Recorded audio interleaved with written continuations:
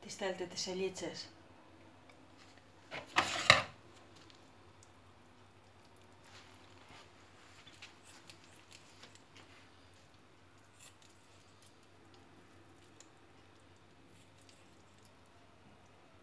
Ζαγενθινή μαγειρίτσα,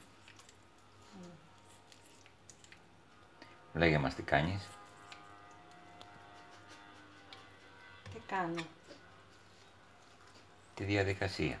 Παίρνω ένα κομμάτι από το αντεράκι, από την μπόλια, όπως τη λένε εδώ,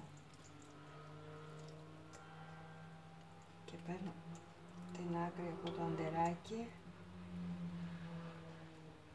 για να τυλίξω, να φτιάξω μια γαρδούμα.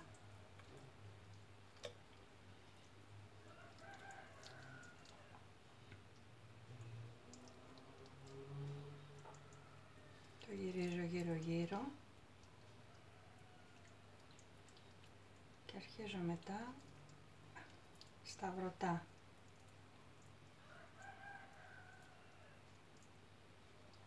Μέχρι που να τελειώσει όλο το έντερο.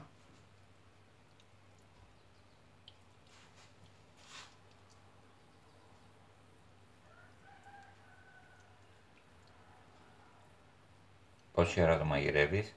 1,5-2 ώρες με πολλά αρωματικά. Τώρα, για να μην μου φύγει, το κάνω το τυλίγω έτσι, να μην διαλυθεί, και παίρνει πολλά αρωματικά μέσα, ό,τι σας αρέσει. Όπως?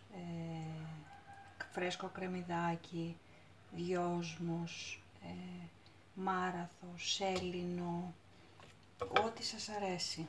Εδώ τυλίγω τα ντεράκια, σε αυτά τα κομματάκια που θα τα ζητήσετε να τα έχετε. Θα σας τα δώσει ο χασάπης σας. Και παίρνω πάλι ένα ντεράκι, έτσι, αρχίζω και το τυλίγω.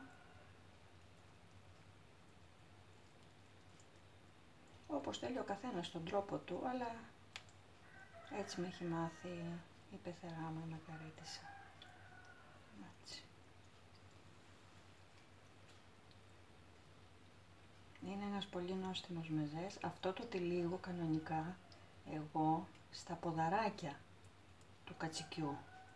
Τα οποία τα έχουμε φάει.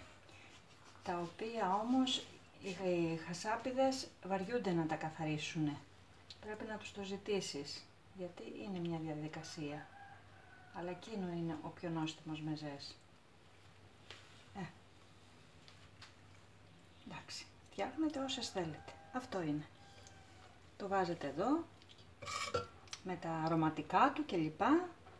Να βράσει με ντοματούλα. Βάλε και την πατσά μέσα, να τη δούμε. Και τα υπόλοιπα εδώ.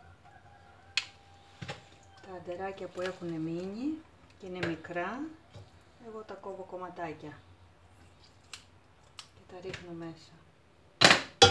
Εδώ έχω ψιλοκόψει το σηκώτη, το πνευμόνι, την καρδιά, τη σπλήνα και την πατσά. Τα κομματάκια της πατσάς. Αυτά. Να Μπόλι δούμε και τη κολαδάκι. μαγείρισα τώρα. Μπόλι κολαδάκι. Γεια σας κυρία Καλή Μαρία. επιτυχία.